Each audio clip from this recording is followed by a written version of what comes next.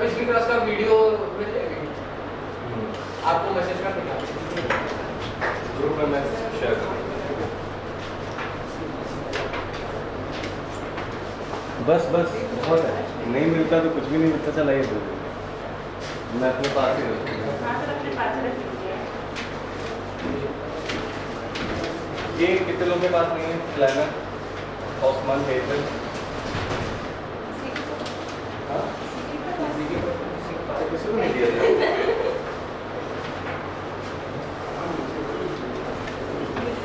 दिया नहीं तुम लोगों को?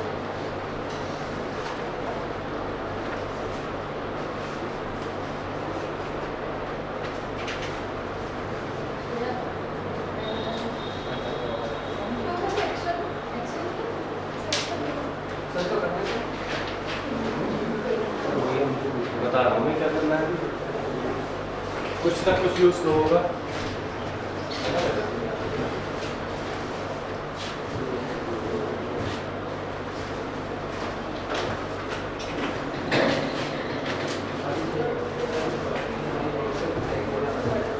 हाँ बुकलेट जिनका एडमिशन होगा उनको मिल चुका है,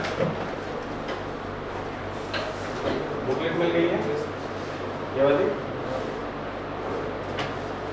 हमारा डेमो है ना अभी क्लास में मिल गई। इसकी जब जरूरत होगी तो मैं बताऊँगा, जितनी जल्दी एडमिशन जाएगा उतनी जल्दी मिल जाएगा। ये मैं सबको दे देता हूँ, ये बुक का ही चीज़ है, कोई बात नहीं। I am not accountable for this but for that I am. हाँ तो ये देखो आप लोगों को जो प्लानर मैंने दिया है ये हम लोग पढ़ रहे हैं, पहला लास्ट लेक्चर था, तो इसके पहले वाला जो लेक्चर था it was the first lecture हम कह सकते हैं, क्योंकि उसके पहले एक लेक्चर और हम लोग पढ़ चुके हैं इसके रिगार्डिंग। तो देखो यहाँ पर लेक्चर्स के नाम लिखे हुए हैं, लेक्चर 1 to लेक्चर 13। आपके प्लानर में देखो 13 लेक्चर्स स्टार्टिंग से लिखे होंगे, लेक्चर 1 to 13। ये जो 13 लेक्चर्स हैं इसको मुझे अप्रैल में ही कंप्लीट करना है। Even if I am required then I will take extra class on Sunday, but ये जो हमारा टारगेट है इस मंथ का अप्रैल का वो हमें फिनिश करना ही करना है एट एनी कॉस्ट। फिनिश करने का मतलब क्या कि मैं अपनी तरफ से आपको पूरा पढ़ाऊँ, नंबर ऑफ क्वेश्चन जो पॉसिबल है वो सारे क्वेश्चंस मैं आपको बताऊँ, और उसके अलावा अगर आपके पास कोई डाउट्स है तो वो डाउट्स क्लियर करूँ। ये मेरा पार्ट है। आपका पार्ट क्या है, आपको ये इंश्योर करना है कि जो भी आप टॉपिक पढ़ रहे हैं उसे घर पे जाके रिवाइज करिए, प्रिपेयर करिए, जो भी चीज़ें लर्न करने वाली, जिसे रटने वाली जिसे कहते हैं ना, उसे आप रटिए, और जो समझने वाली है वो तो आपको क्लास में समझना ही समझना है। प्लस उसके साथ साथ मैंने बुकलेट आपको दे रखी है, उस बुकलेट में कौन सा क्वेश्चन आपने करना है किस दिन पर, वो क्वेश्चन में पर्टिकुलरली आपको टिक कराता हुआ चलूँगा कि ये क्वेश्चन आपको करने हैं। उस बुकलेट में किस टाइप के क्वेश्चन दिए गए हैं, तो यहाँ पर देखो आपके फर्स्ट सेकेंड रो में CPQ, MCQ, VSQ, SAQ, SAQ2 and LAQ, ये क्वेश्चंस आपके पास दिए हुए हैं। मतलब क्या है ये आपको पता ही होगा। CPQ का मतलब होता है क्लास प्रैक्टिस क्वेश्चन, मतलब मैं इस क्लास में जब भी कोई टॉपिक पढ़ाता हूँ, जैसे लास्ट क्लास में मैंने टॉपिक पढ़ाया, हर टॉपिक से रिलेटेड मैंने एक क्वेश्चन दिया कि this is the question that may be asked from this particular topic, है ना। तो जो पोटेंशियल क्वेश्चन है वो मैं क्लास में डेफिनेटली डिस्कस करूंगा ही करूंगा, but apart from that you have to solve MCQs, very short answer type question, short answer type question, और short answer type question type 2 मतलब 3 नंबर वाले, और लॉन्ग आंसर टाइप क्वेश्चन आपको सॉल्व करने हैं। तो आपने जो बुकलेट आपको मिला है उसमें MCQs स्टार्टिंग में सबसे पहले दिए गए हैं, प्लस प्रीवियस ईयर क्वेश्चंस दिए गए हैं कि अभी तक CBSE में जिस तरीके के क्वेश्चन पूछे गए उसमें MCQs भी दिए गए हैं। Then you have to solve these MCQs but not at a time कि अभी मैंने बुकलेट दे दिया आज चलो सब सॉल्व हो जाएगा, ऐसा कभी नहीं होता है।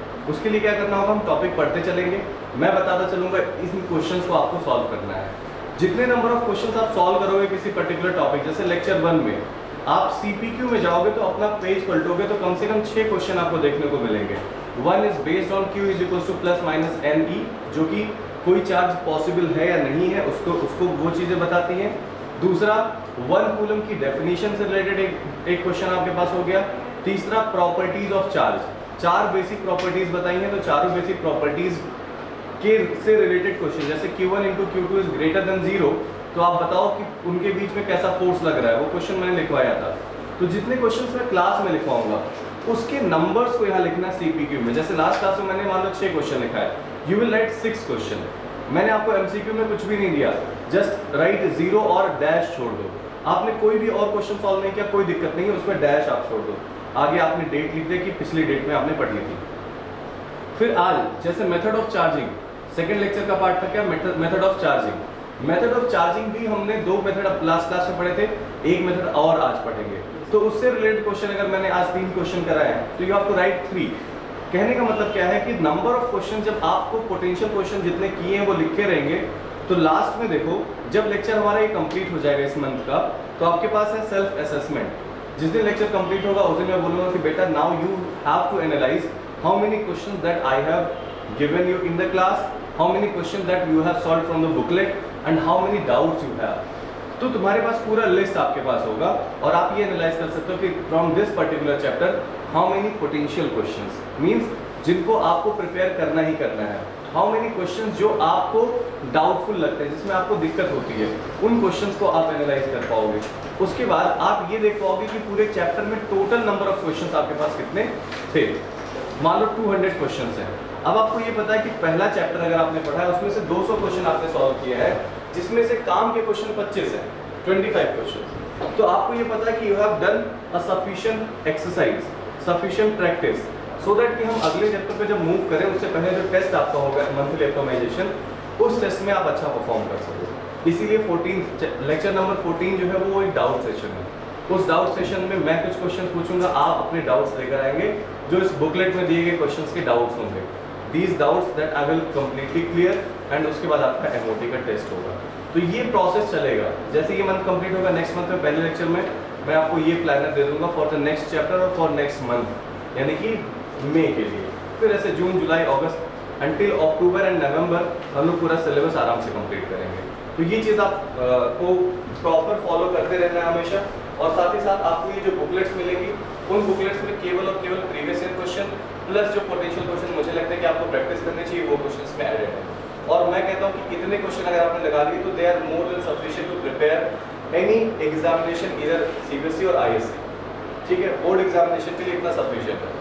तो आप बहुत ज़्यादा परेशान मत हो, बहुत ज़्यादा इधर उधर बुक्स और ये फलाना ढिमका मन करे तो हो सकते हो, लेकिन मेरा रिकमेंडेशन बस यही है कि आप कम से कम चीज़ों को, एक चीज़ को बार बार पढ़ो, बार बार रिपीट करो। वो आपके कॉन्सेप्ट को ज़्यादा क्लियर करेगा, रैदर देन कि आप अलग अलग किताबों से वही चीज़ पढ़ रहे हो, वो आपको कंफ्यूजन क्रिएट करेगा। तो यही चीज़ें हैं क्लियर।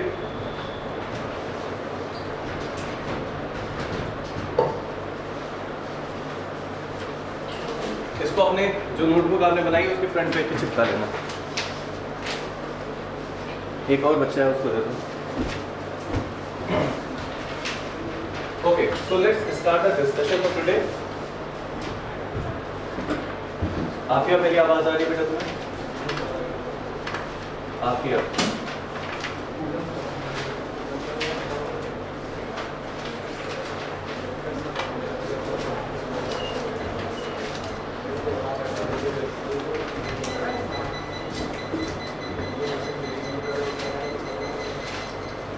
ये कौन है भाई? चल,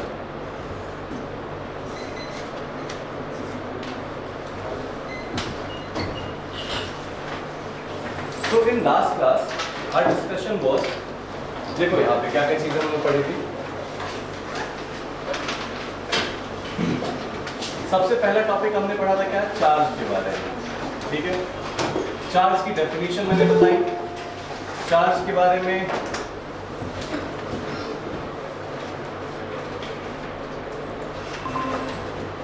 चार्ज की डेफिनेशन मैंने बताई, चार्ज की डेफिनेशन के बारे में बात बताया मैंने, इसकी यूनिट क्या होती है, उसके बाद मैंने इसका डायमेंशनल फार्मूला बताया, उसके बाद इसकी CGS यूनिट बताई, और ये बताया कि बताओ ये स्केलर है या वेक्टर क्वांटिटी है।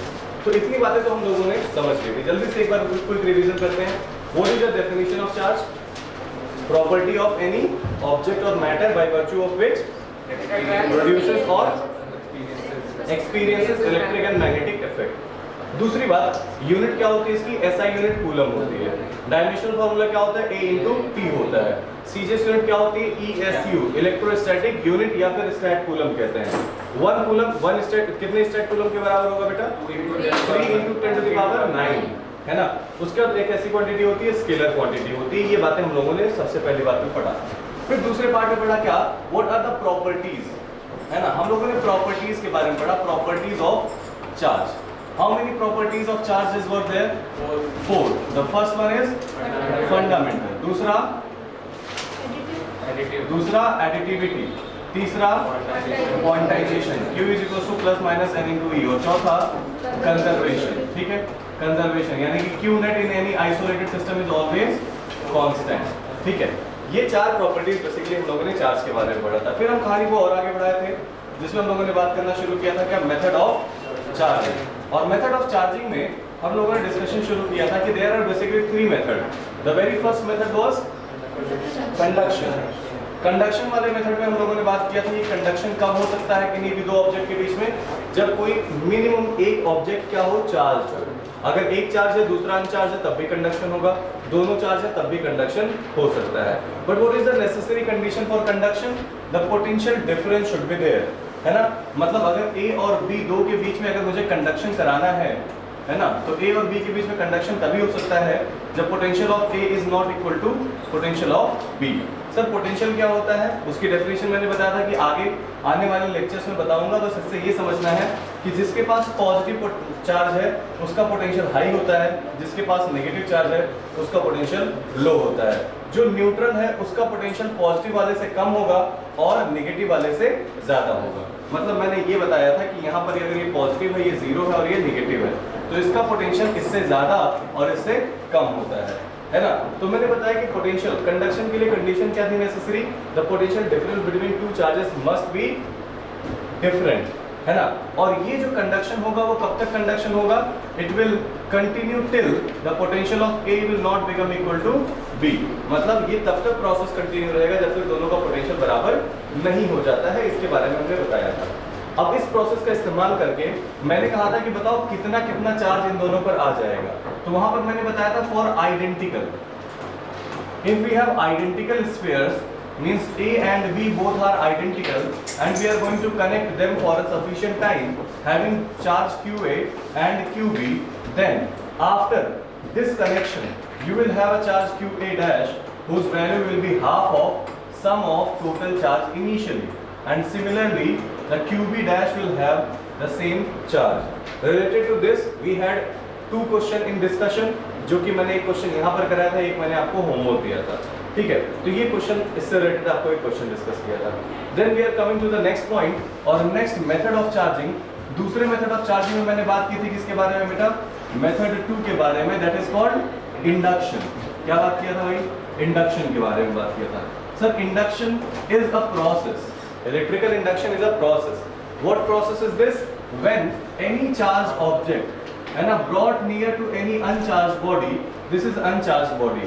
So in this uncharged body, when we will call this uncharged, जब इसके पास number of electron and proton की संख्या क्या होगी, सेम होगी, तब उसे क्या बोलोगे आप, uncharged body बोलोगे। तो अगर ये uncharged body है तो इसमें नेगेटिव अगर इसके पास लेकर आओगे तो it will attract positive towards it and it will repel the negative at other side.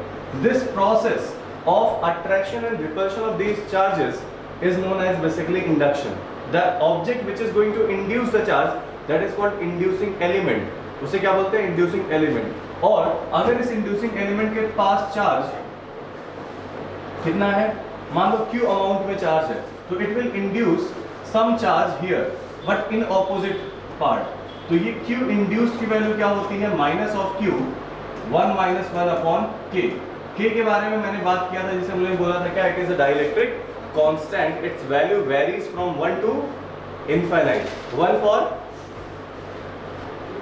K की वैल्यू 1 का कितनी होती है, किसके लिए होती है, एयर या फ्री स्पेस के लिए, और इनफाइनाइट किसके लिए होता है, कंडक्टर के लिए। 81 किसके लिए होता है, वाटर के लिए, है ना। पढ़ के नहीं आ रहा तुम लोग अभी बहुत रिलैक्स मोड में बेटा, लिटरली बता रहा हूँ रोगे। जब हमारी क्लास अभी तक नहीं चल रही थी, मतलब 1 अप्रैल से पहले मैं बड़े रिलैक्स मोड था, सीखो ना सीखो कोई बात नहीं, लेकिन 1 अप्रैल के बाद अगर तुम नहीं सीखोगे तो हर दिन बहुत पीछे जा रहे हो, उसका तुम्हें कोई नहीं बचा सकता फिजिक्स में। तो this is the case, okay. और मैंने कहा था कि अगर ये इन केस अगर ये कंडक्टर है तो कंडक्टर होगा तो यहाँ इनफाइनाइट रखोगे, तो Q इंड्यूस की वैल्यू इंड्यूसिंग एलिमेंट पर जितना चार्ज है उसके बराबर हो जाता है। तो ये बातें हम लोगों ने लास्ट क्लास में डिस्कस कर ली थी। नेक्स्ट द मेथड नंबर 3 जिसे हम लोगों को डिस्कस करना था आज, तो मेथड थर्ड, इसका नाम क्या है बेटा? By friction. By friction we have to discuss how a charge can develop over an uncharged body. ठीक है, so this was all discussion that we have done in last class, okay. आज का discussion हमारा शुरू कहाँ से होगा? यहाँ से होगा कि हम किसी भी बॉडी को फ्रिक्शन के थ्रू कैसे चार्ज कर सकते हैं। ठीक है, तो इसके थ्रू कैसे चार्ज किया जाएगा, लेट्स हैव अ डिस्कशन। इतनी बातें तो सबको याद आ गई? देखो यार, मैं हर क्लास में एक रिवीजन जरूर दूंगा, लेकिन वो रिवीजन उसी बच्चे के लिए फ्रूटफुल होगा जो घर पर यहाँ आने से पहले एक बार अपनी कॉपी पलट के रिवाइज करके टॉपिक्स का नाम याद करके मेन बातों को याद करके यहाँ पर आएगा। उसके लिए ये बहुत ही ज़्यादा फ्रूटफुल है। लेकिन जो पढ़ के ही नहीं आ रहा है उसके लिए कोई मतलब नहीं है। मैं तो याद दिलाता रहूँगा, तुम्हें भी थोड़ा थोड़ा लगेगा हाँ अच्छा कुछ पढ़ा था, है ना, मेरा लेक्चर अच्छा चला जाएगा, इससे ज़्यादा कुछ नहीं होगा। Okay, now let us start a discussion that is method number 3 by friction. Friction के थ्रू कैसे किसी भी बॉडी को चार्ज किया जाए, इसके बारे में हम लोग डिस्कशन शुरू करते हैं। तो आप सभी लोगों को पहले से पता है, आइडिया है, बट फिर भी हम लोग बात करते हैं क्या कि व्हेन अ ऑब्जेक्ट और an object A and other object is B, दोनों को हम लोग क्या करते हैं? फ्रिक्शन कराते हैं, एक दूसरे के अगेंस्ट फ्रिक्शन कराते हैं। तो होता क्या है? हीट डेवलप होगा, और वो हीट क्या होगा? ए और बी दोनों को इक्वली मिलेगा। अब ए का मान लो कुछ इलेक्ट्रॉन, ए का कुछ इलेक्ट्रॉन क्या होगा? यहाँ से निकलेगा। कैसे निकलेगा बेटा? क्योंकि यहाँ पर एक मिनिमम अमाउंट ऑफ एनर्जी की आवश्यकता होती है, जिसे हम लोग क्या कहते हैं? Work function. जरा समझना वर्क फंक्शन क्या होता है। यहाँ पर मैं बता दूं आपको वर्क फंक्शन।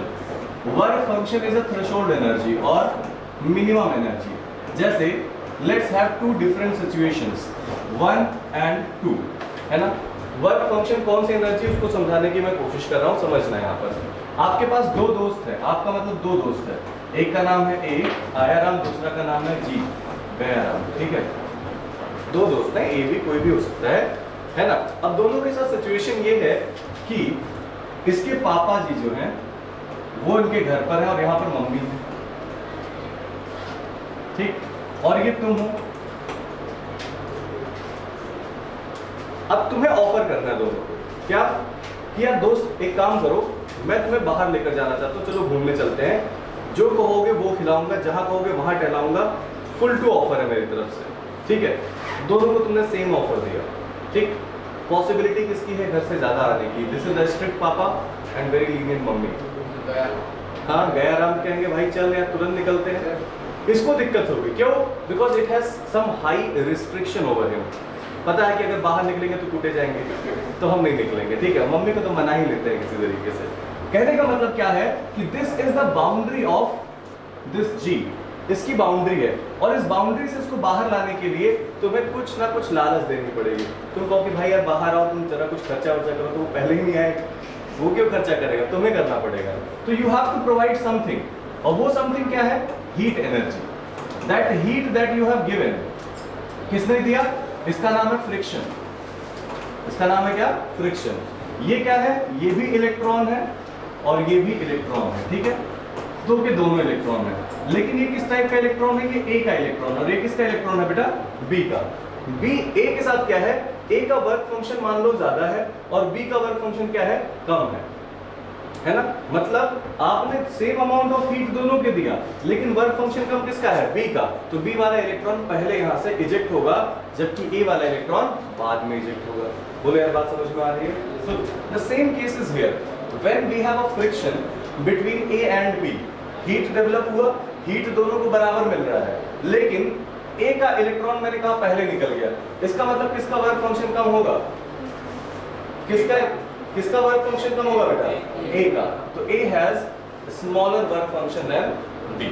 ठीक है, तो ए का वर्क फंक्शन कम है इसलिए इसने एक इलेक्ट्रॉन अपना डोनेट कर दिया, है ना।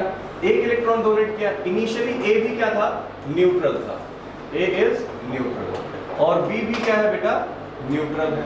इसका मतलब क्या हुआ न्यूट्रल का, कि इसके पास जितने नंबर ऑफ इलेक्ट्रॉन्स है, मान लो 10 इलेक्ट्रॉन है और उतने ही नंबर ऑफ क्या है बेटा, प्रोटॉन्स है, तो नेट वैल्यू क्या है यहाँ पर 0।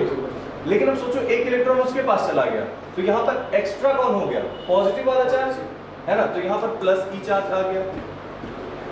मान लो इसके पास 12 प्रोटॉन्स थे और 12 इलेक्ट्रॉन्स है, एक इलेक्ट्रॉन और आ गया, तो अब इसके पास एक्स्ट्रा क्या हो गया, माइनस ई। कहने का मतलब एक इलेक्ट्रॉन के ट्रांसफर से क्या हुआ, ये पॉजिटिव और ये कैसा चार्ज हो गया, माइनस ई चार्ज इस पर आ गया। और ये प्रोसेस अगर मैं दूसरी बार कंटिन्यू करूं तो इस पर कितना चार्ज आ जाएगा बेटा, +2e और यहाँ पर कितना आ जाएगा, -2e। And when we will continue this process for a longer period and let's suppose n number of electron is transferred from A to B, so A will have plus n into E charge and B will have minus n into E charge, and basically this is the formula for charge when we transfer some electron from A to B। and यहीं से हमें पता चलता है किसी भी object पर charge की जो संख्या हो सकती है वो या तो प्लस n e या फिर माइनस n e के बराबर हो सकता है। पॉजिटिव चार्ज किस पर होगा, जिसने अपना इलेक्ट्रॉन क्या किया होगा, दिया होगा, और जिसने इलेक्ट्रॉन लिया है वो क्या होगा, नेगेटिवली चार्ज। तो basically if we want to define a charge, तो we can say the body can get charge when some exchange और transfer of electron is happening. Okay, A और बी के बीच में अगर कुछ इलेक्ट्रॉन का गिव एंड टेक सिस्टम चल रहा है तो यहाँ पर ए और बी पर चार्ज आएगा, लेकिन जो इलेक्ट्रॉन दे रहा है उस पर चार्ज कैसा आ जाएगा बेटा, पॉजिटिव। दूसरा इलेक्ट्रॉन जो ले रहा होगा उस पर चार्ज कैसा आएगा, नेगेटिव। अब यहाँ पर बहुत ही इंपॉर्टेंट डिस्कशन एक और है, वो क्या इंपॉर्टेंट डिस्कशन ये है आपके सामने कि सर, और ये इंपॉर्टेंट क्वेश्चन है भाई, कई बार पूछा भी गया, आपके एग्जाम में पूछा जाएगा, इससे ध्यान रखना। क्वेश्चन क्या है कि when we transfer some electron from A to B, है ना, तो क्या ए के मास पर कोई इफेक्ट पड़ता है या बी के मास पर भी कोई इफेक्ट पड़ता है कि नहीं पड़ता है, सोच के बताओ सिंपल तरीके से। ए के मास पे कुछ फर्क पड़ेगा और बी के मास पर? भाई मैं ए हूं, जैसे देखो ए है बी है, ऐसा है, ए ने बी को इलेक्ट्रॉन दे दिया, क्या कुछ ट्रांसफर कोई दिक्कत होगी, मास में उसको फर्क पड़ेगा? मास तो सेंटर पे होता है ना। अरे यार मैं ऐसे मास हूं, मेरा मास कहाँ सेंटर पे है, यहाँ पर भी, यहाँ पर भी, इधर भी, सब नहीं सर, बोल रहा है एटम का नहीं भाई, ए क्या है, ऑब्जेक्ट है, लाइक कोम को मैंने ड्राई हेयर पे रब किया तो क्या हुआ, कुछ इलेक्ट्रॉन जो है हेयर से कोम पर चले गए, तो क्या हेयर मेरा मास कम हो गया क्या इलेक्ट्रॉन के जाने से? हाँ, तो answer is yes. Answer yes कैसे है समझना कि इलेक्ट्रॉन है यार, ये कौन है, इलेक्ट्रॉन। ध्यान देना, अब यहाँ पर थोड़ा सा आइडिया मैं तुम्हें दे दूं। इलेक्ट्रॉन है, इलेक्ट्रॉन का मास कितना होता है बेटा, mass of electron is 9.1 10⁻31 kg। No doubt this mass is very very very small, बहुत छोटा है, बट स्टिल अगर एक इलेक्ट्रॉन यहाँ से यहाँ ट्रांसफर हो रहा है, इसका मतलब इसमें कितने मास की कमी आ रही है बेटा, me के बराबर, और इस पर एक्स्ट्रा कितना मास हो जा रहा है, प्लस me। तो जरा सोचो कि अगर n number of electron transfer हो जाएंगे तो यहाँ पर n times of mass of 1 electron के बराबर कमी आ जाएगी, और यहाँ पर n times of mass of 1 electron के बराबर क्या हो जाएगा, ये मास इसका इंक्रीज हो जाएगा। ठीक है, तो क्वेश्चन कई बार पूछा गया है क्या कि व्हेन, और सिंपल एक लाइन में पूछा गया है कि is charge associated with mass और नॉट, क्या चार्ज मास के साथ एसोसिएटेड होता है या नहीं, मतलब अगर चार्ज है तो उसका मास होगा जरूर। क्या ये स्टेटमेंट सही है गलत है? सही है। अगर कोई भी बॉडी चार्ज है तो उसका चार्ज उसके मास के साथ एसोसिएटेड होगा, लेकिन इसका रिवर्स स्टेटमेंट क्या सही होगा या गलत, every mass has a charge, no not necessary, है ना।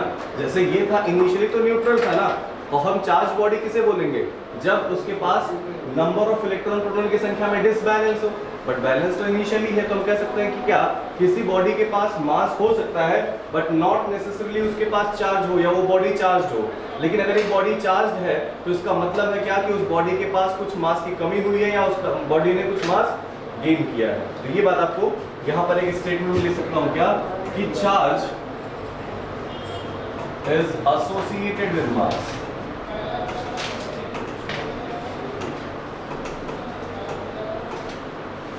But reverse is not always true. So this is one statement, very important, and question पूछा जा सकता है। मैं इसको स्टेटमेंट के तौर पे दे दूं या क्वेश्चन के तौर पे दे दूं, तो ये आपके पास एक क्वेश्चन है, ठीक है। अब ये क्वेश्चन इसमें लिखाऊंगा फिर आगे बढ़ूंगा। हाँ, ये मम्मी पापा वाला कहानी मत याद करना यार, इसको समझाने के लिए था, काम की बात है, ठीक है। और अगर डिफाइन करना चाहते हो वर्क फंक्शन फाई, जिसको हम लोग क्या कहते हैं, work function that can be defined minimum energy required to remove one electron, ठीक, इसे नोट कर सकते हैं।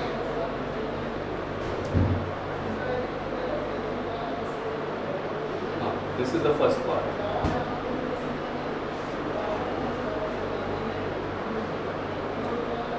एक छोटा सवाल करेंगे फिर आगे बढ़ेंगे।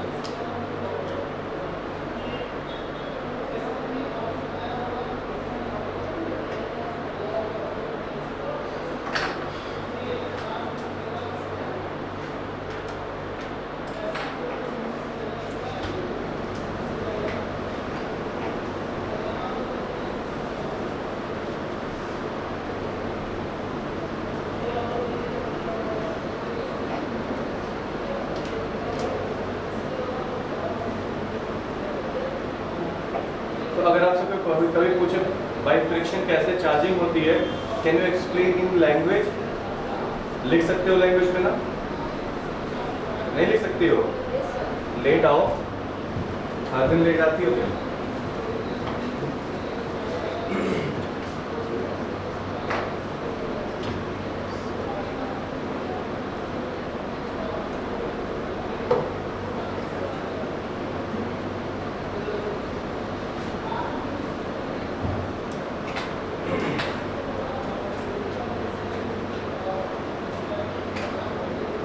बेटा तुम बड़ी कॉपी बनाना, हाँ प्रोडक्ट कॉपी है, फिर एक बढ़िया कॉपी बनाओ A4 साइज का। बेटा नोट्स कंप्लीट होना चाहिए, किसी दिन नहीं आओ, दोस्त से ले लो, किसी से ले लो। मैं ये आपको ग्रुप में भेजता हूँ, लास्ट क्लास में मैं भेज नहीं पाया, इंटरनेट इसको नहीं था। प्लस अगर लगता है कि आपको रिवीजन करना है, you can go through the recording भी मैं एक दिन बाद भेजूँगा। मतलब जैसे अभी आज मैं भेजूँगा कि इसका कल वाली रिकॉर्डिंग, मतलब इसके पहले वाली क्लास की बात हमने पढ़ा है, इसके पहले वाली क्लास में रिवाइज कर सकते हो, तो you can go through multiple revision, है ना। तो ये हमारा पार्ट 1 कंप्लीट होता है, जो कि आपके इसमें लिखा हुआ है, ठीक है। That is charge and method of charging. Lecture 1 and lecture 2 is completed. Now we are coming to the next lecture, that is lecture 3 called Coulomb's law. Okay, एक क्वेश्चन लिखवा दो, उसके बाद कूलम्स लॉ बनाऊंगा। लिखो जरा question.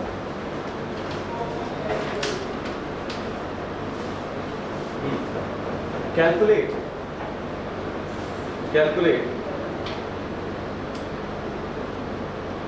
the charge gain and mass lost, या तो ऐसे, चलो ठीक है कोई बात नहीं। Charge gain and mass lost by an object if it transfers its electron, if it transfers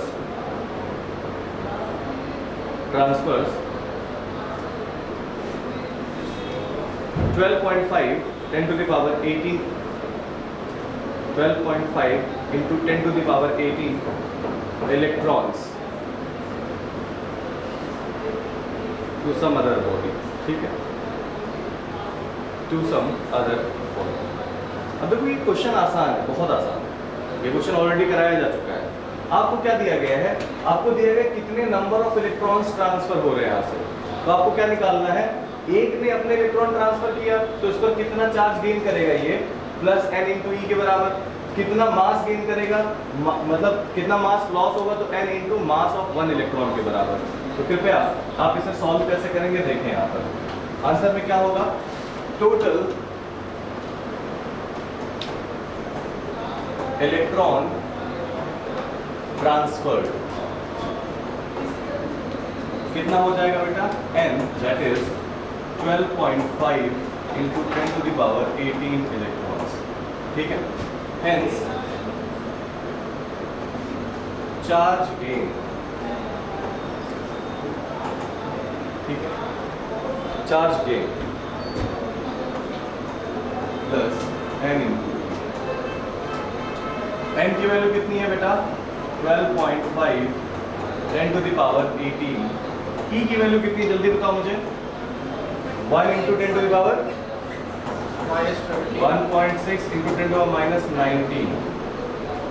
okay, multiply करो इसको तो कितना आ जाएगा, 2.0। ठीक है, मल्टीप्लाई कर लो आ जाएगा। दूसरा, mass lost that is n into me। ठीक है, लेखा लगाना चाहो तो माइनस लगा सकते हो, माइनस का मतलब ही होता है लॉस लूज करना। ये कितना हो गया, 12.5 10 to the power 18 into mass of 1 electron कितना होता है बेटा, 19.1 10 टू द पावर -31। और आंसर किस में आएगा, kg में आएगा। तो उसको मल्टीप्लाई करेंगे दोनों को तो कितना आएगा, देखो 12.5 9.1 कितना हो जाएगा, 125 9 बजे 18 4 22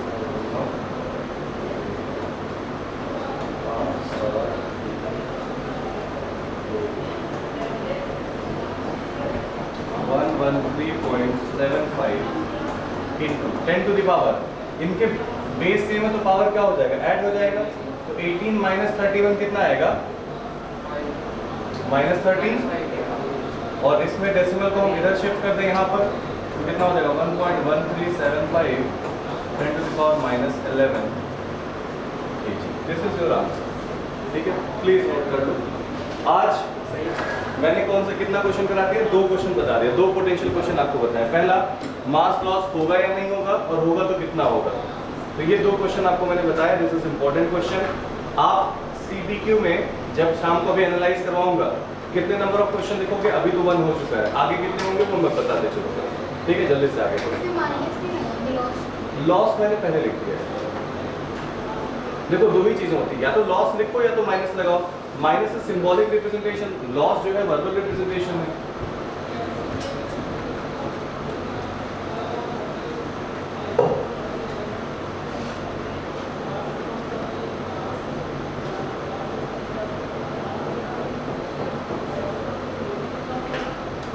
हो गया, चलिए। तो अभी तक के डिस्कशन में हमारा पार्ट पहला, charge and it's method of charging is done. See, method 3 is done, that is by friction, method 1 and method 2 is done. इसके पहले चार्ज हम लोगों ने पढ़ लिए, ये सारी बातें हमारी कंप्लीट हो गई। Now, the next topic, that is lecture 3 जो आपके इसमें लिखा हुआ है L3, I'm going to start that. नाम क्या है इसका, Coulomb's law।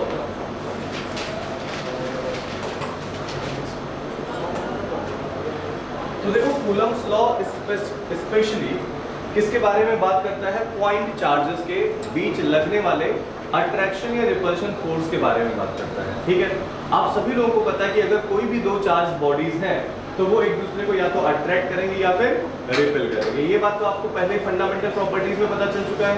अब बात ये आएगी कि जो अट्रैक्शन और रिपल्शन हो रहा है वो कितना अमाउंट होगा उस फोर्स का, what is the magnitude of that force.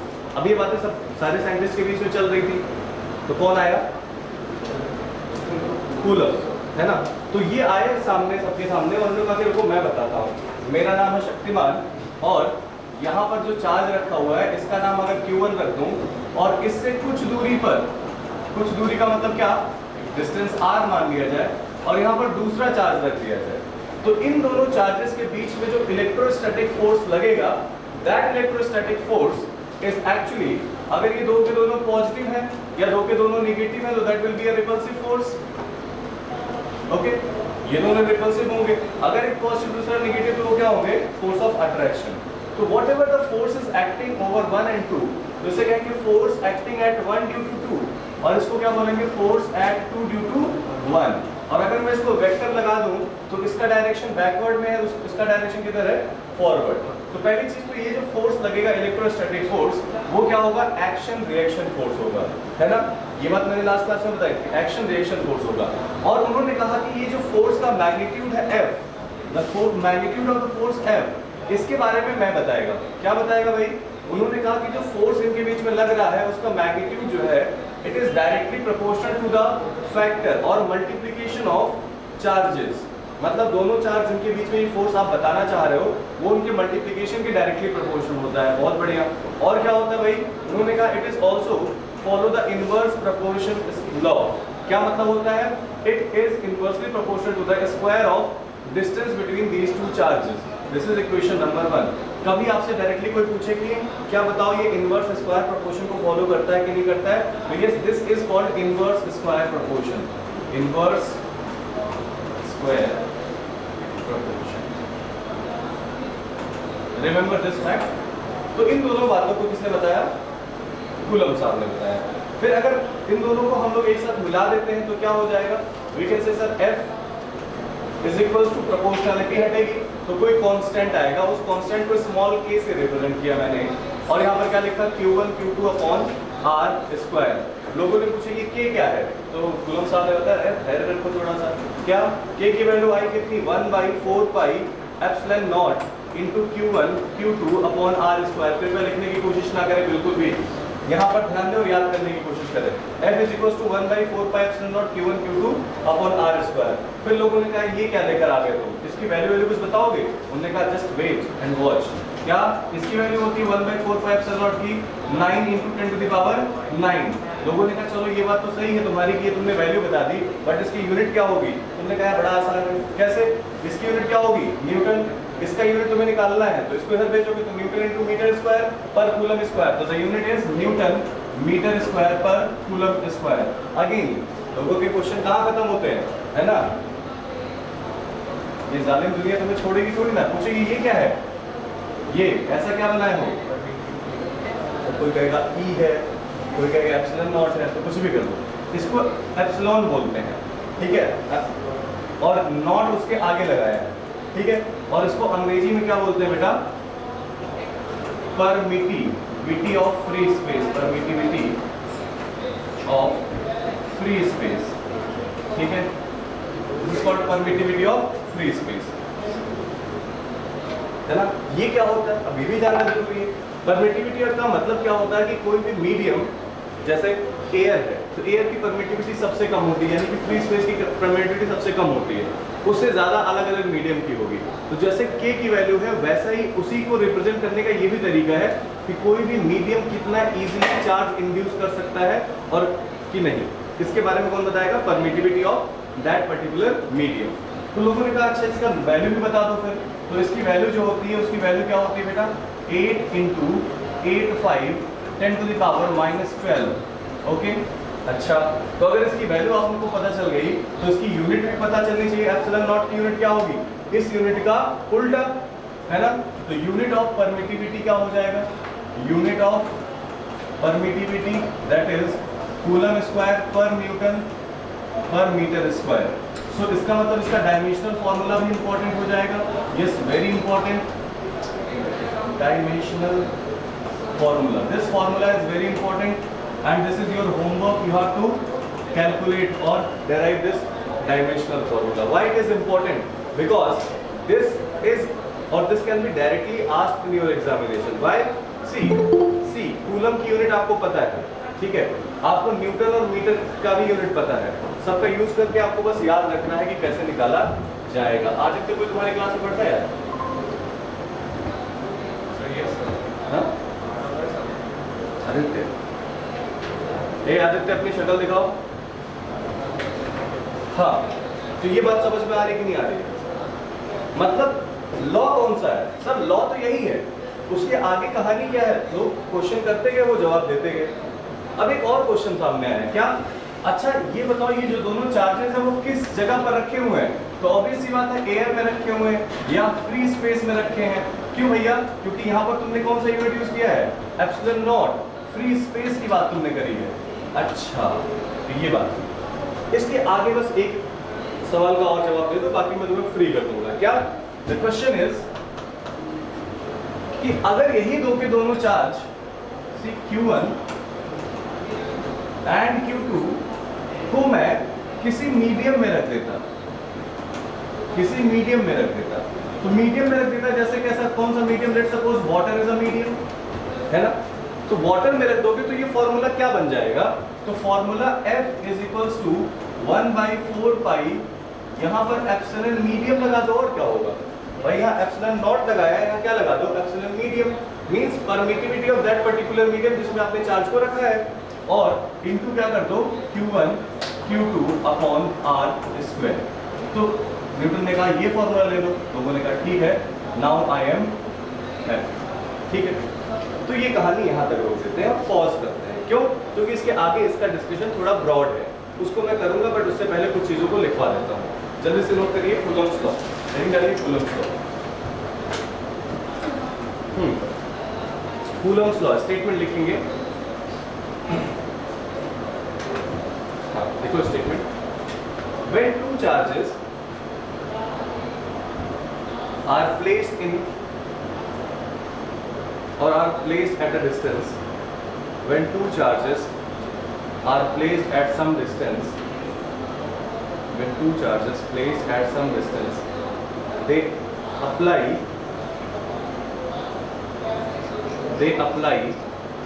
when two charges placed at some distance, they apply a force of attraction or repulsion, force of attraction or repulsion, ठीक है? That is called an electrostatic force, that is called an electrostatic force, that is called an electrostatic force. See, Coulomb's law का मुझे definition देना, तो मैं इसको क्यों लिख रहा हूँ? कभी भी किसी भी लॉ को, किसी डेरिवेशन को, किसी भी चीज़ को करने से पहले वो किसके बारे में है ये बताना बहुत इंपॉर्टेंट है। डायरेक्टली आप उस पर कूद नहीं जाना कि भाई कूलम्ब्स लॉ बोला तो स्टेटमेंट फटाफट लिख दिया, नहीं। फर्स्ट डिफाइन कि ये किसके बारे में है। ये किसके बारे में बेटा? इलेक्ट्रोस्टैटिक फोर्सेस के बीच में, मतलब इलेक्ट्रोस्टैटिक फोर्सेस के बारे में है। इन दो किसके बीच में? दो पॉइंट चार्जेस के बीच में। बात समझ में आया? अब इसके बाद स्टेटमेंट लिखेंगे। क्या स्टेटमेंट है? You can write in an inverted comma. क्या? द मैग्नीट्यूड ऑफ फोर्स और the magnitude of electrostatic force, the magnitude of electrostatic force, the magnitude of electrostatic force is directly proportional to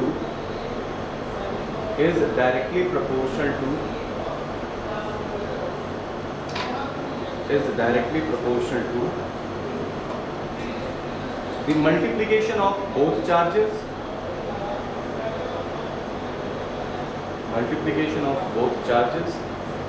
and inversely proportional to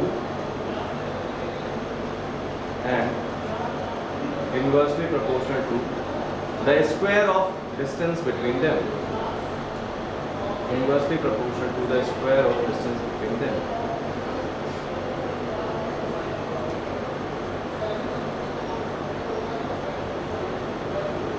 Full stop, inverted comma close.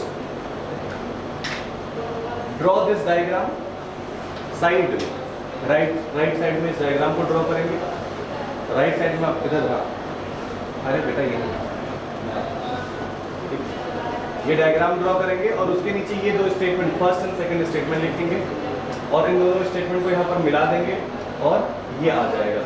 यहाँ तक आके रुक जाना है, यहाँ तक आके रुक जाना है। जल्दी करिए।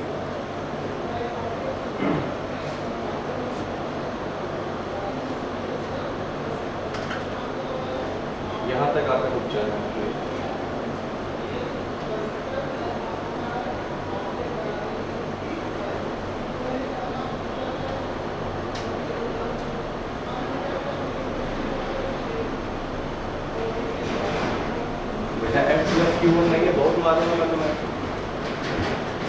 ये अलग चीज़ है, Q1 इसको रिप्रेजेंट कर रहा है, पॉजिटिव मैंने माना था।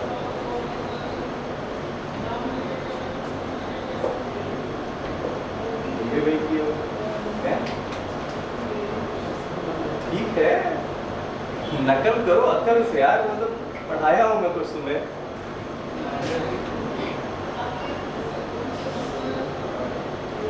दिस इज द डायग्राम और उस पर फोर्सेस लग रहे हैं, फोर्स अलग अलग है, ठीक है। डायग्राम बन गया।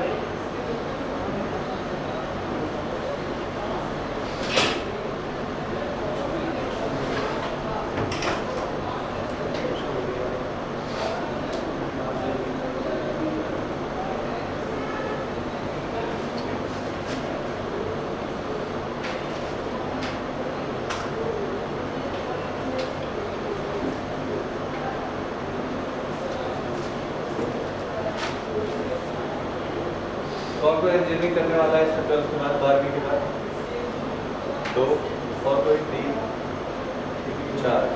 बीए कौन करने वाला है? BA, bachelor of arts, BSc commerce, BSc PG शायद, पीजी कॉमर्स। डॉक्टर कौन बन रहा है? तुम लोग कुछ नहीं करना, पढ़ोगे नहीं। अच्छा कुछ और होगा ना बेटा? क्या है मतलब मुझे बताओ। हाँ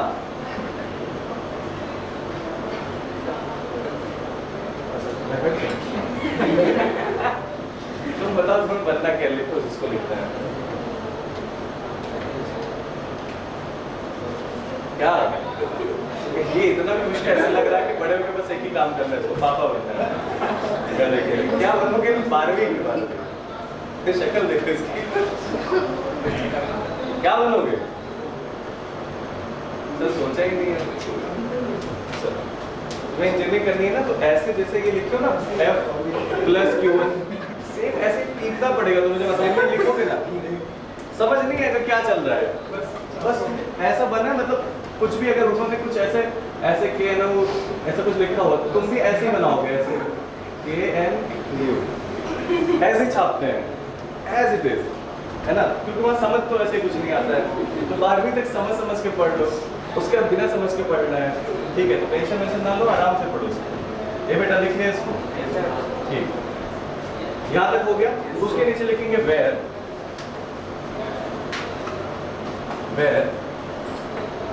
1/4 pi epsilon naught is equal to 9 × 10⁹ newton metre square पर coulomb square, where 9 × 10⁹ newton metre square पर coulomb square.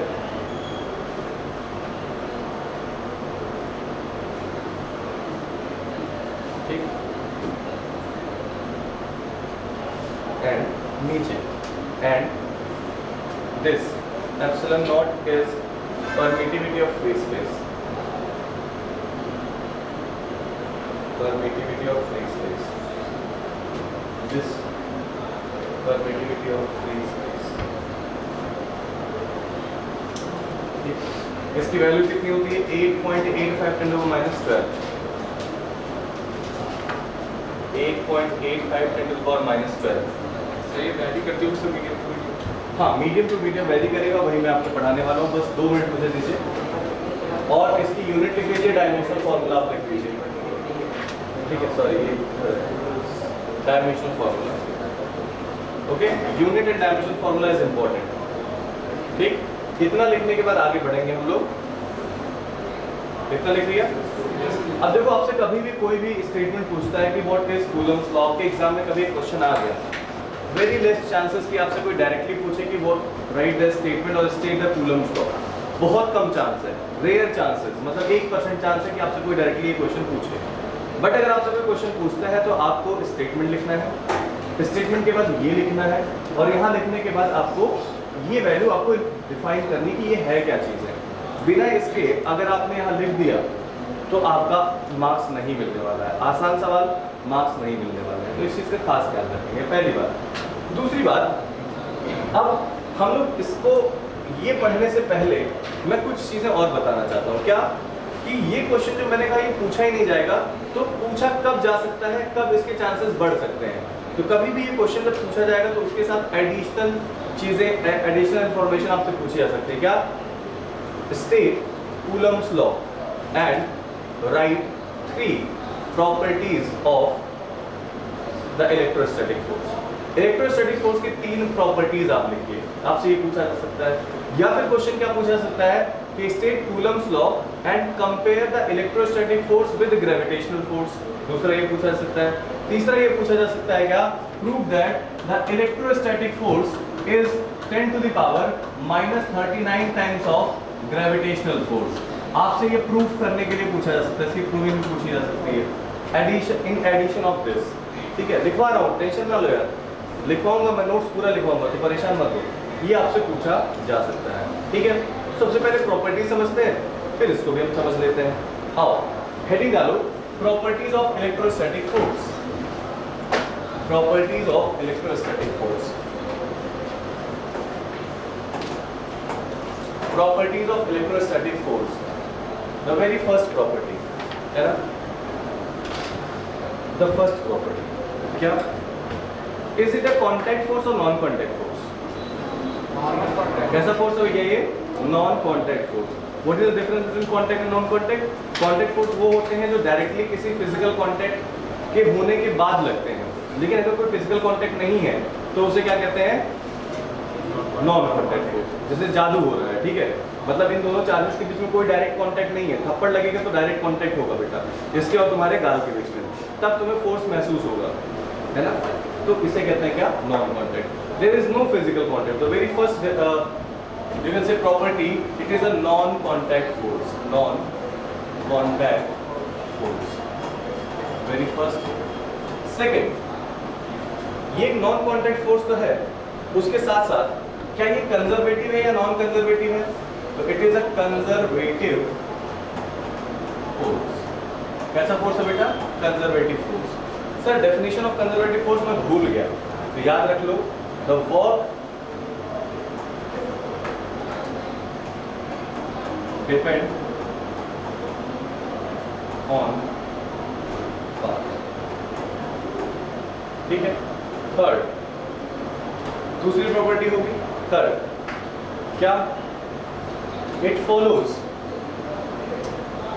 Newton's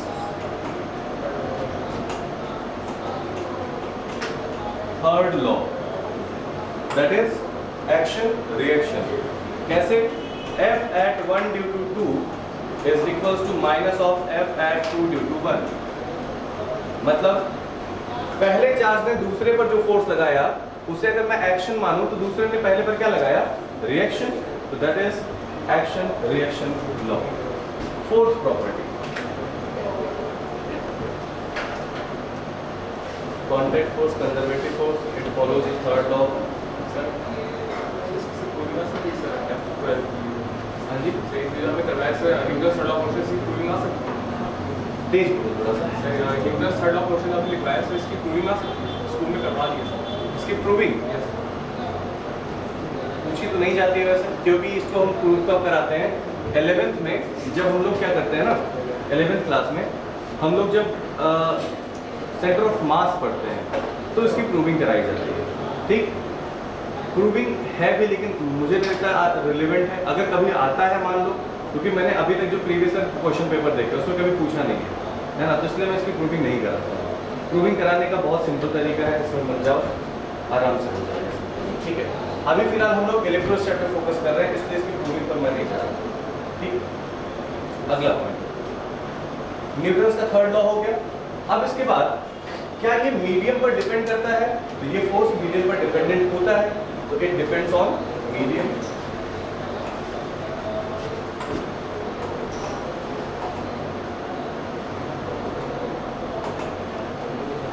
medium between the two charges. लिखते जाओ यार, ठीक है। ये इंटरमीडिएट मीडियम पर डिपेंड करता है, ठीक है। उसके बाद next property, it follows action inverse square law क्या होता है, ये इनवर्स स्क्वायर लॉ को फॉलो करता है।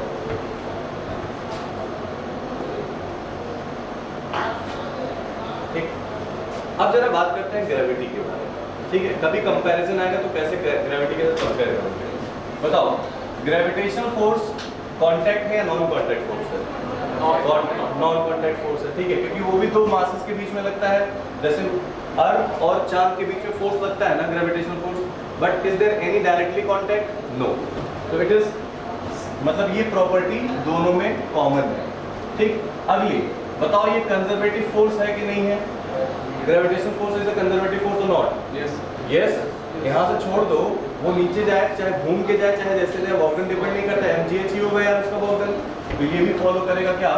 Gravitational force. Work does not depend on path. ठीक है, अगला, it follows Newton's third law. तो क्या ये भी फॉलो करता है न्यूटन का third law? Yes, it follows the Newton's third law.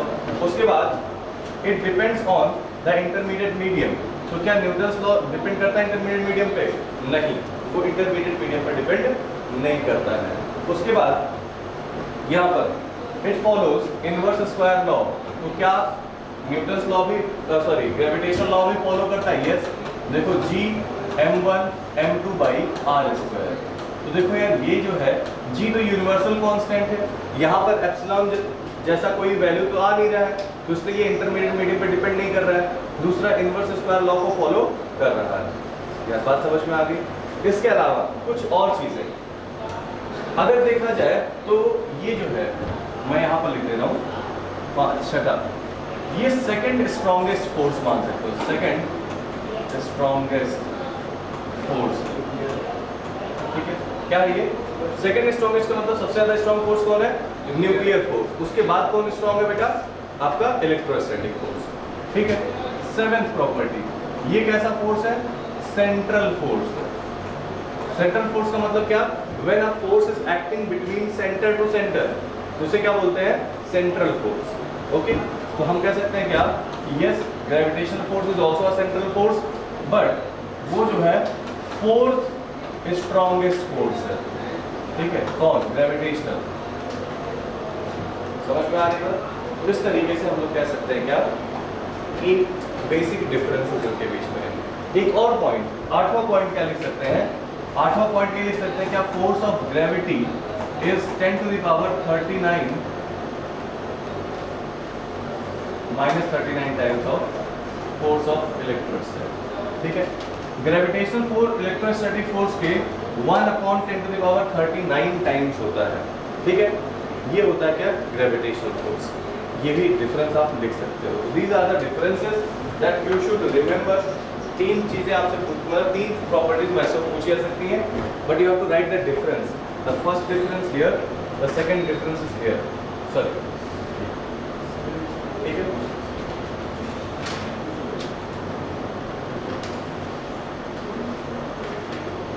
जल्दी से नोट कर लो इसको।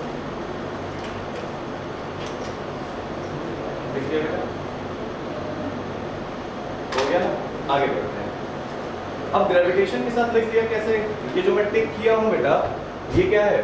जहां पर नहीं टिक मतलब क्रॉस लगाया हूँ, इसका मतलब क्या? वो फॉलो, मतलब वो दोनों चीजें सेम नहीं है। जो यस किया हूँ, they are similar in both the type of forces. तो इसलिए इस चीज को याद रखें।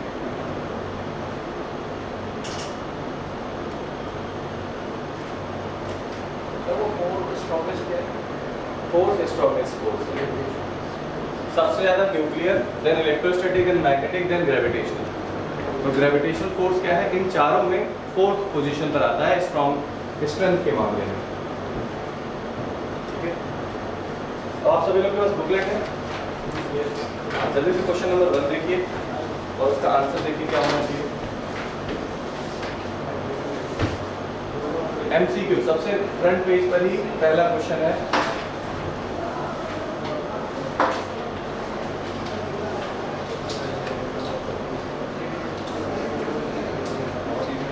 पहला क्वेश्चन क्या आंसर सही है? सी सही है ना? हाँ, तो ये क्वेश्चन इंपॉर्टेंट है इसलिए मैंने बता दिया। इसके अलावा बाकी सब छोड़ दो, अभी आते वापस आज छोड़ दो भाई। एक क्वेश्चन तो हो गया ना। हाँ, अब ये जो प्रूविंग थी, ये प्रूविंग, उसके लिए क्वेश्चन नोट करो। क्वेश्चन क्या है? क्वेश्चन क्या है? कंपेयर, नेक्स्ट क्वेश्चन लिखो, जो एफ जी लिखो ना, compare the gravitational force and electrostatic force. Compare the gravitational force and electrostatic force between two electrons. ठीक है, प्रोटॉन के बीच में भी पूछा जा सकता है। तो अगर 10⁻39 से वेरिएशन आए तो घबराने की जरूरत नहीं है। -39, -41, 42 तक चेंजेस आते हैं तो फिर इसके दिक्कत नहीं है। 2 इलेक्ट्रॉन्स, ठीक है, बस इतना ही क्वेश्चन दिया जाएगा। This is also very important question. क्या कि आपको ये प्रूफ करना है और ये बताना है कि कंपेयर करना है कि आपके पास एक इलेक्ट्रॉन है यहाँ पर, मतलब जो Q1 है उस पर चार्ज कितना है बेटा? -e के बराबर, और दूसरा किसी दूरी r पर सेकंड इलेक्ट्रॉन रखा है, यानी Q2 भी कितना है? -e है। ओके, तो इन दोनों चार्जेस के बीच में कौन सा फोर्स लगेगा बेटा? Electrostatic force. और इलेक्ट्रोस्टैटिक कौन सा? रिपल्शन या अट्रैक्शन? Electrostatic repulsion. बात number 1। So sir, can we calculate that electrostatic repulsion? Yes, we can calculate. Okay, what is the electrostatic repulsion acting between them? Electrostatic repulsion between the two charges, we can write Fe, that is small k, Q1, Q2 upon r square, or we can say Fe can be written as k कितना होता है बेटा? 9 into 10 to the power 9 into e square upon r square. This is equation number 1. Okay, दूसरी बात, sir अगर ये एक electron है तो अभी अभी आपने बताया इलेक्ट्रॉन के पास मास भी होता है।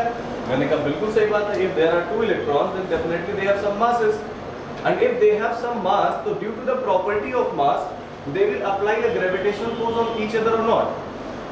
Definitely yes, they will apply the gravitational force. So क्या मैं यहाँ पर कैलकुलेट कर सकता हूँ ग्रेविटेशनल फोर्स? तो कह सकते हैं क्या?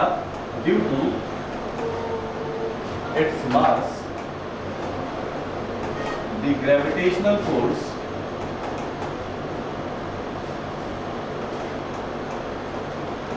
between the electrons, so we can say Fg is equals to capital G m1 m2 upon r square.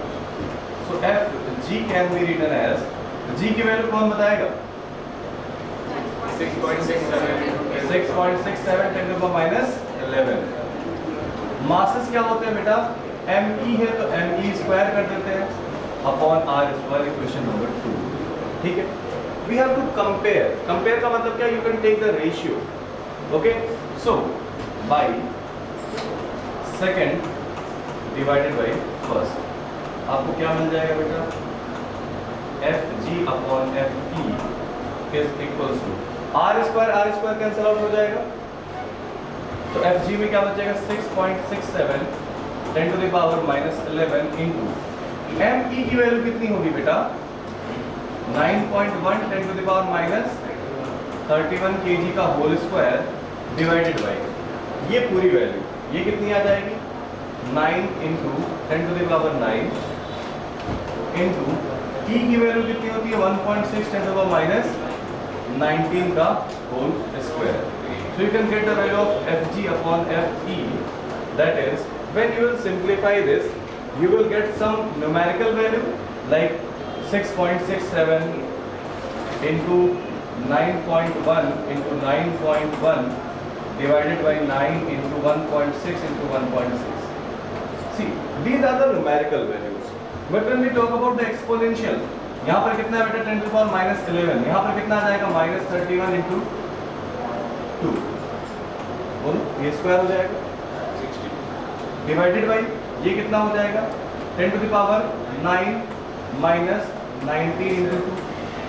Now when you will simplify them, you will get a range of Fg upon Fe is equal to 10 to the minus 39, around this. Okay, Hence we can say the force of gravity is 1 upon 10 to the power 39 times of force of electrostat when we talk about some microparticles or nanoparticles, that is electron and protons. Is that okay? This is how you can compare. See, ये कोई ऐसा question है जहाँ पर कुछ तुम्हें दिमाग लगाना है, क्या करना है, याद करना है, क्या याद करना है, प्रोसेस. तो remember the process, try to solve these things. इसकी वैल्यू तुम घर पे कैलकुलेट करना, देखना क्या आता है, क्योंकि मैं कैलकुलेट नहीं करने वाला हूँ. ठीक है, तो ये पार्ट हो गया आपका. जल्दी से नोट करिए, फिर हम लोग अगले टॉपिक पर आते हैं जिसे हम कहेंगे क्या, इसी का स्पेशल केसेस.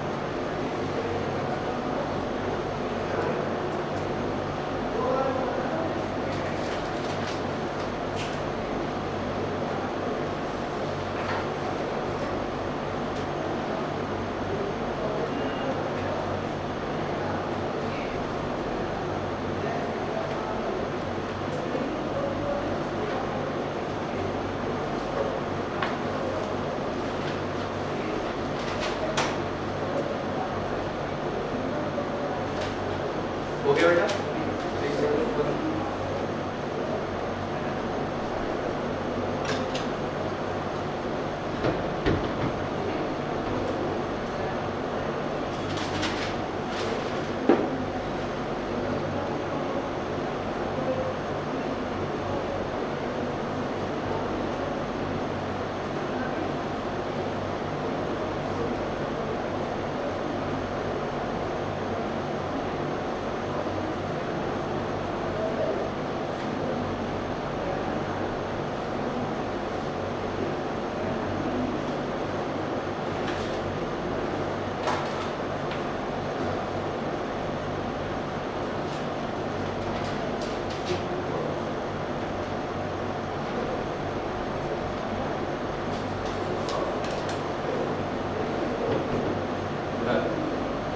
ओके ना,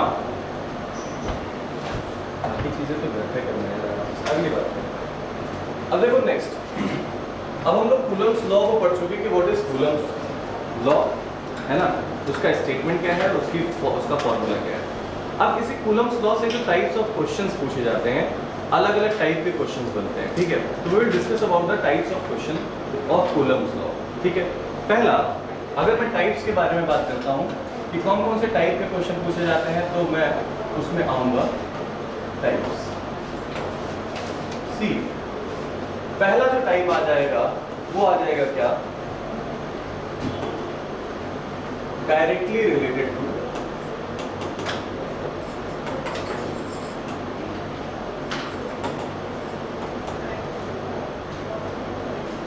formula F is equals to 1 by 4 pi epsilon naught Q1 Q2 upon R square. ठीक है, एक तो ये हो जाएगा. सेकंड, सुपरपोजिशन ऑफ फोर्सेस के बारे में. मतलब किसी भी पॉइंट पर निकालना है अगर आपको net force, then you have to add all the forces with vector. And third, क्योंकि किसी एक पॉइंट पर अगर एक से ज्यादा फोर्स लग रहा है तो वहां पर एक पॉसिबिलिटी है कि नेट फोर्स जीरो हो. और अगर नेट फोर्स 0 होगा तो उस सिचुएशन को क्या बोलेंगे बेटा? इक्विलिब्रियम। तो इक्विलिब्रियम पर बेस्ड क्वेश्चन आ सकता है। इक्विलिब्रियम पर का मतलब क्या? अपवर्ड फोर्स बराबर downward force, F forward force बराबर backward force. So this concept that you have to use here.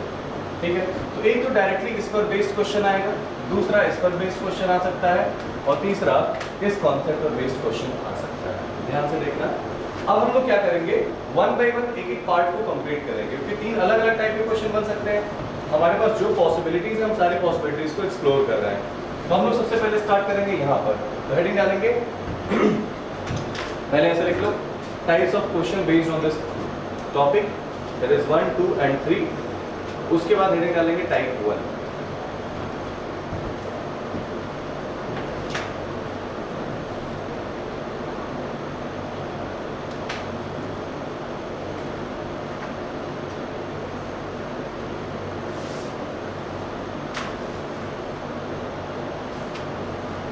जगह मत छोड़ो, तीनों टाइप एक साथ नहीं हो, क्योंकि यहाँ पर बहुत बड़ा है, ये पूरा एक दिन चलेगा, एक दिन चलेगा, एक दिन चलेगा, छोटा मोटा नहीं है। मतलब जितने क्वेश्चन बनते हैं 4-5 क्वेश्चन को डिस्कस करेंगे नेक्स्ट टॉपिक में।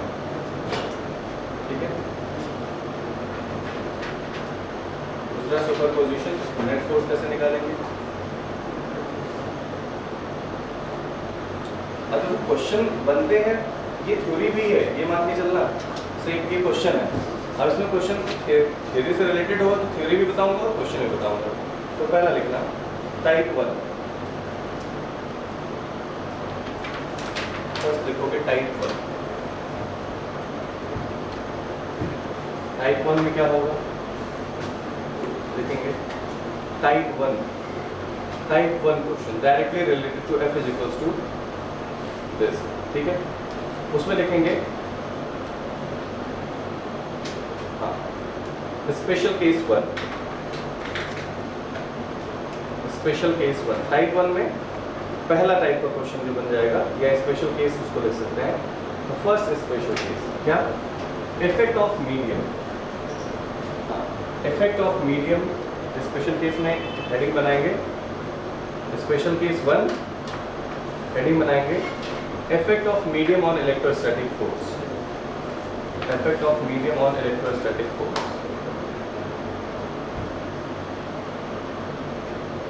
ठीक है, लिखना the force between two charges, the force between two charges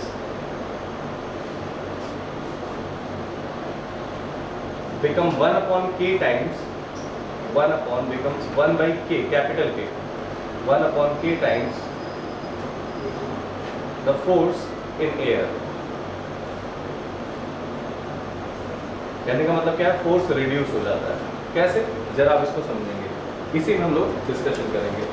जैसे देखो, हमारे पास क्या था कि अगर एयर में या फ्री स्पेस में 2 चार्ज है, तो वो फॉर्मूला हम लोगों ने पढ़ा, कूलम साहब ने बताया कि there are 2 charges Q1 and Q2 are separated by some distance r, तो उनके बीच में लगने वाला force F is equals to 1/4/ε0 Q1 Q2 upon r square हो जाएगा। बढ़िया, ये हो जाएगा। लेकिन सोचो, इसी को अगर मैं if both charges are shifted in some medium, तब क्या होगा? मीडियम में शिफ्ट होने के बाद, तो मीडियम में शिफ्ट होगा तो एप्सिलॉन की जगह क्या हो जाएगा? एप्सिलॉन m हो जाएगा। मतलब ये दोनों charges Q1 and Q2 both are separated by same distance, but now they are in some medium like water or mica or anything। ठीक है, in this particular condition what will be the force in medium?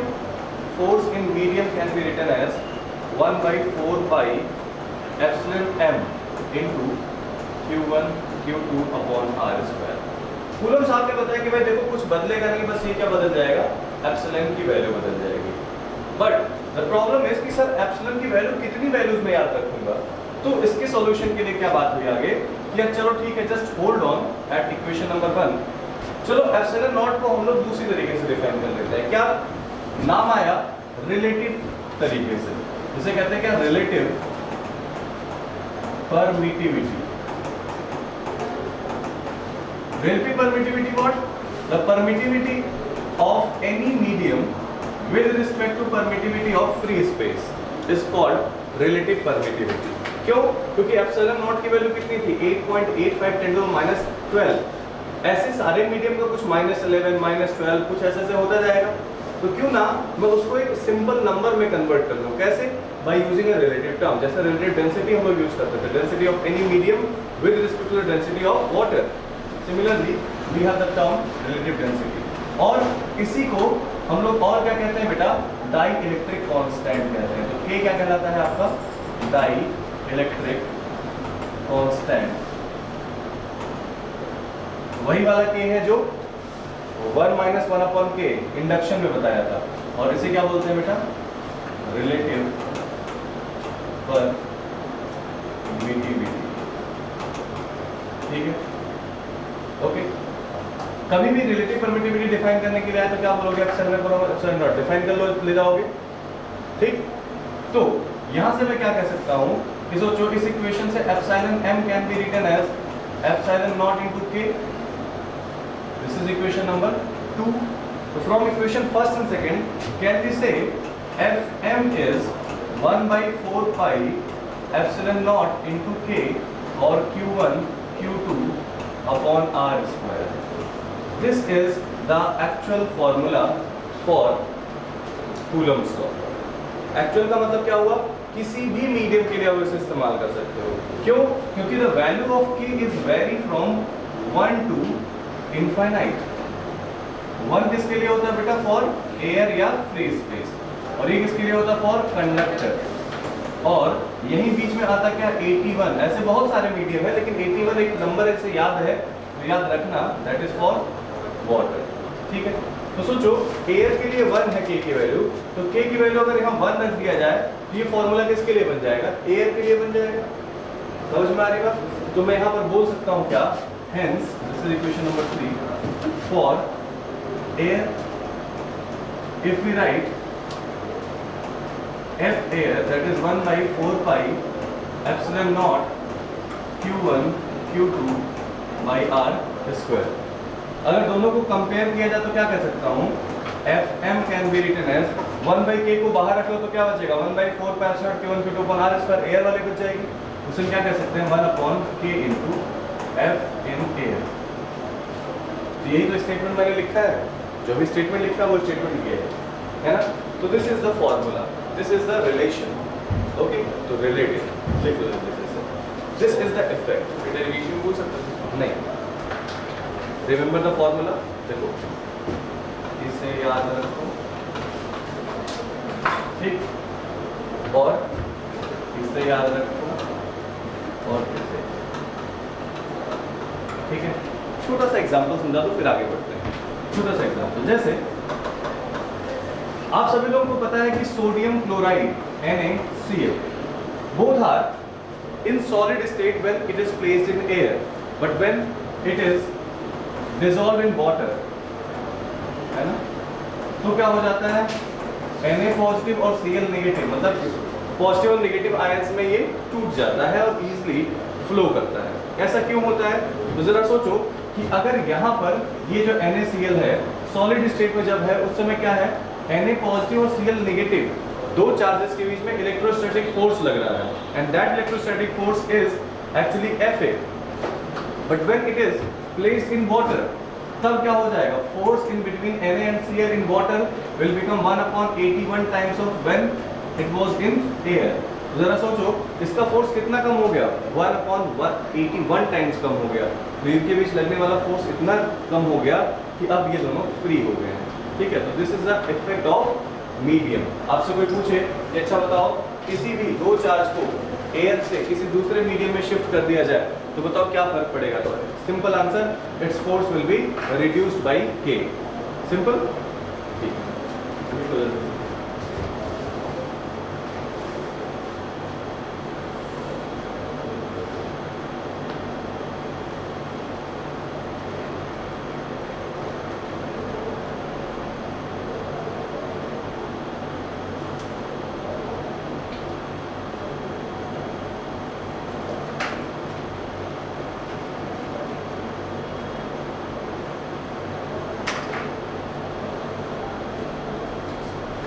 Ayush आया है? नहीं नहीं आया। ये तुम्हारे साथ दो बच्चे आ रहे थे कौन थे? तो उत्कर्ष और कुलदीप, कहाँ गए? तो उत्कर्ष चला गया सर उससे कहीं और होता था। ऐसे मजा नहीं आता, क्लास भरी हो तो बहुत मजा आता है पढ़ाने में। तो बोलो जरा उससे बात करें एक बार, क्योंकि घूमते घूमते टाइम कट जाता है, फिर उसका बात करोगे यहाँ पे कोर्स नहीं हो रहा है, ये नहीं हो रहा है।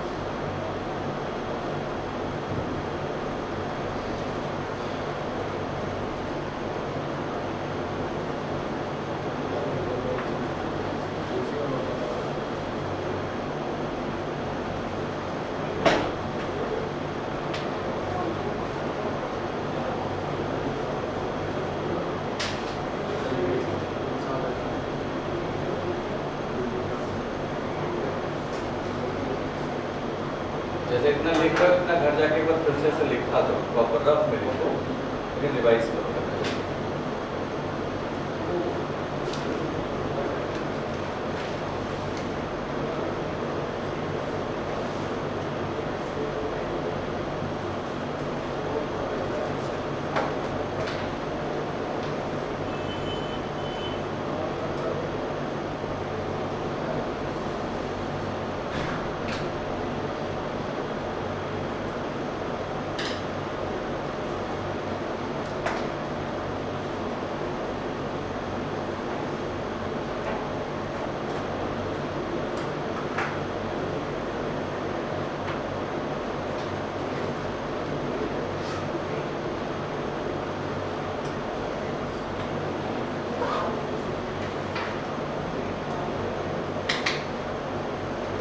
ग्रुप में मैंने एक क्वेश्चन भेजा था पिछली बार, तुम लोगों को जब नहीं पढ़ा था, आज मैं खुद से रीसेंड करूंगा। उन क्वेश्चंस को आपको करके आना है। देयर आर 10 क्वेश्चंस, 10 और 12 questions that you have to attempt. Okay, group में मैं भेज दिया हूँ, फिर से भेजूंगा। उन क्वेश्चंस को आपको करना है। आगे बढ़ते हैं। हो गया? एक मिनट।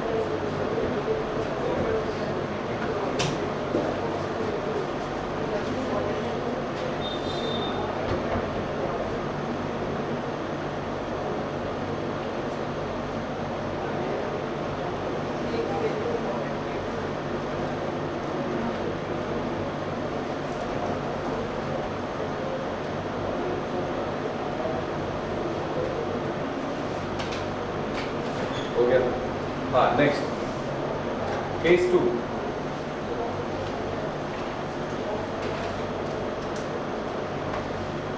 टाइप 2 नहीं बेटा, case 2।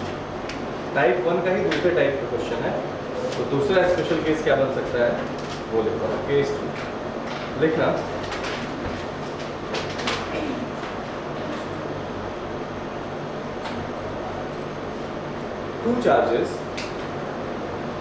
two charges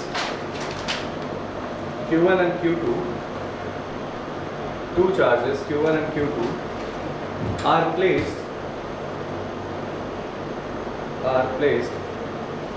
at a distance RA, small r, और A मतलब air या R नॉट भी बोल सकते हो उसको, लेकिन RA लिखो। स्मॉल r इंटू मतलब at a distance RA. Two charges Q1 and Q2 are placed at a distance RA in air, and they experience some force.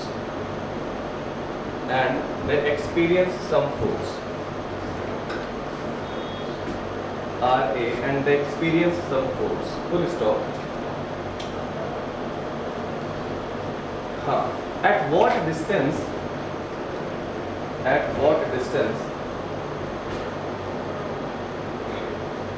both charges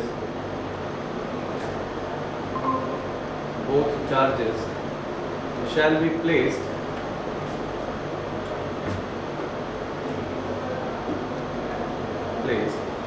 in a medium of dielectric constant capital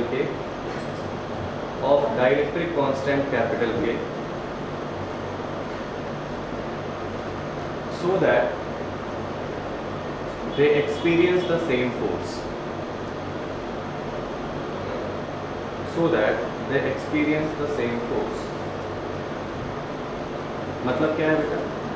मतलब ये है कि देखो ध्यान से question को एक बार अगर फिर से पढ़ोगे तो क्या समझ में आएगा। कह रहा है कि अगर आपके पास दो चार्जेस Q1 और Q2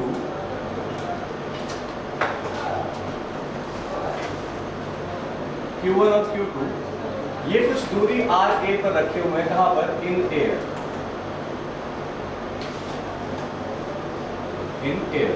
ठीक है।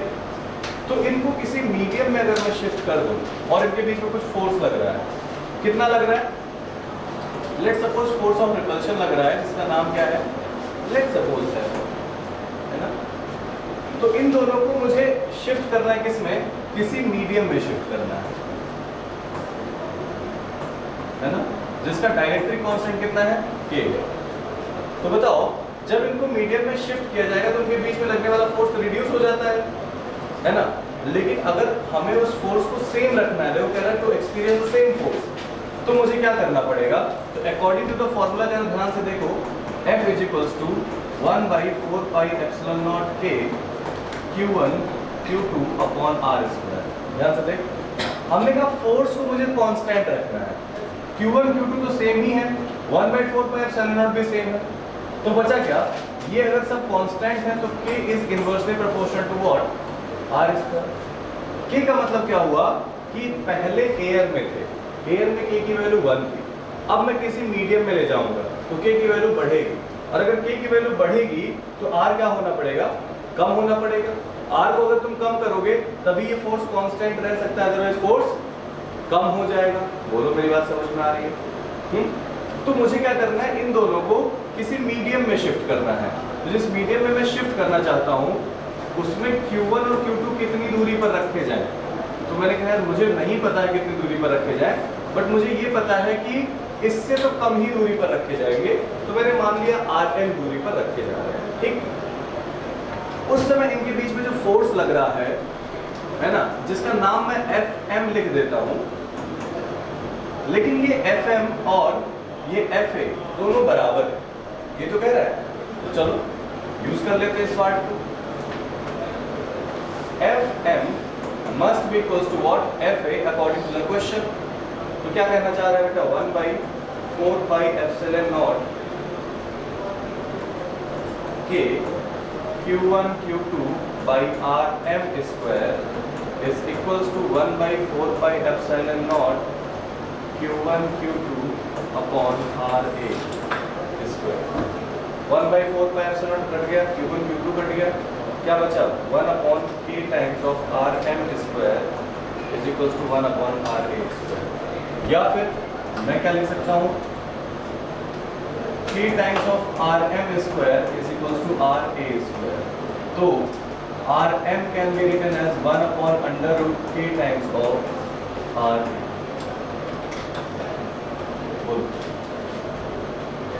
मतलब अगर मैं K डाइलेक्ट्रिक कांस्टेंट के मीडियम में शिफ्ट करूं दोनों चार्जेस को और उनके बीच में वही फोर्स लगवाना चाहूं, तो उनके बीच की जो दूरी है वो एयर में जितनी दूरी पर रखे थे उसके 1/√K टाइम्स हो जाने चाहिए, ठीक है।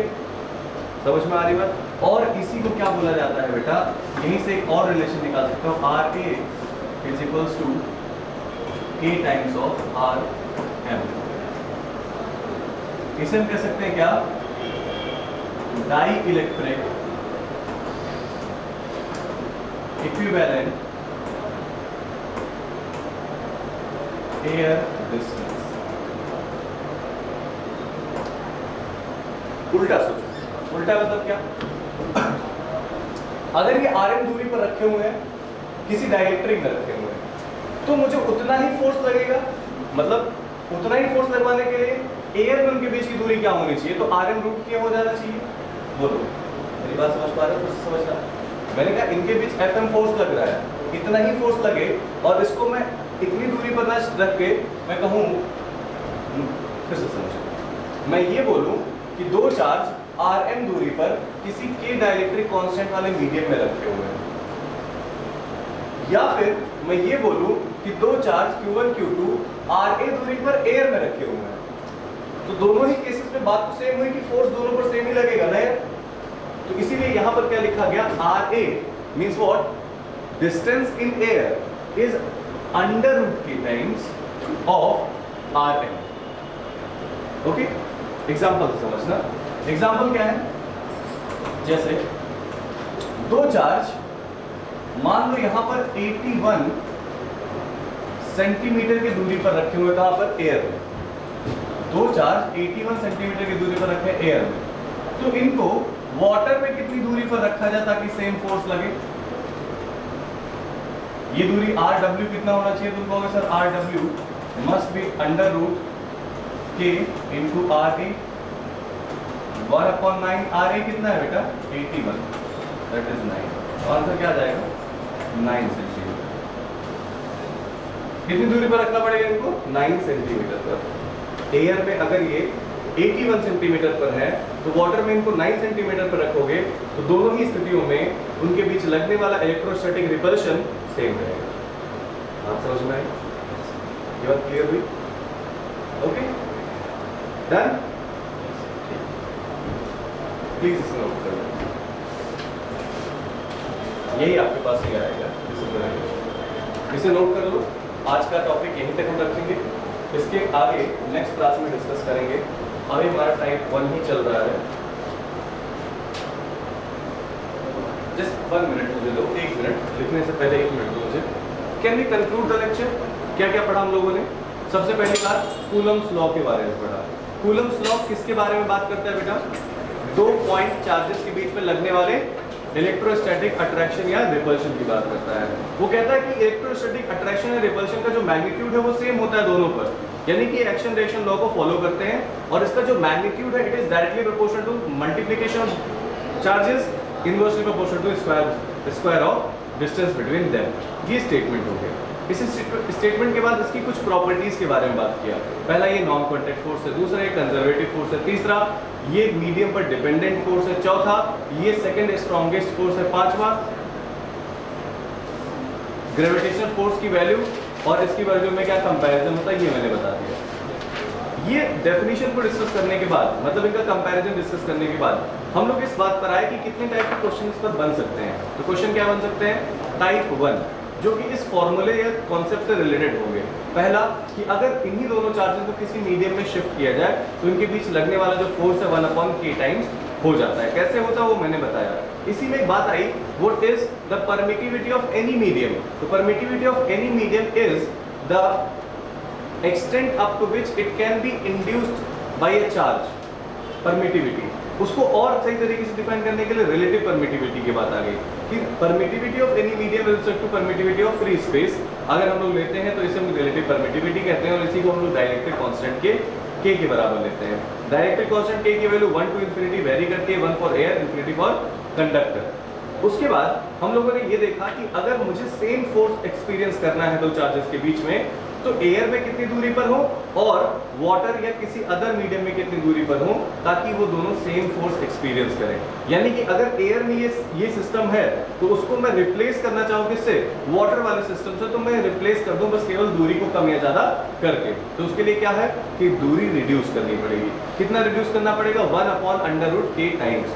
फोर्स कितना रिड्यूस होता है? 1/k times. दूरी कितना रिड्यूस होता है? 1/√k times. बोलो यार ये बात समझ में आ गई? इतना ही अभी हम लोगों ने पढ़ा है। अगली क्लास में डिस्कशन को कंटिन्यू करेंगे और रिवाइज करके आइए। मैं अगली क्लास में पूछूंगा सभी लोगों से ये चीज़। सारी प्रॉपर्टीज याद होनी चाहिए, जितना मैंने पढ़ा है वो याद होना चाहिए। ठीक है, बाकी नेक्स्ट क्लास में मिलेंगे, तब तक के लिए पढ़ते रहिए। क्या करोगे? PDF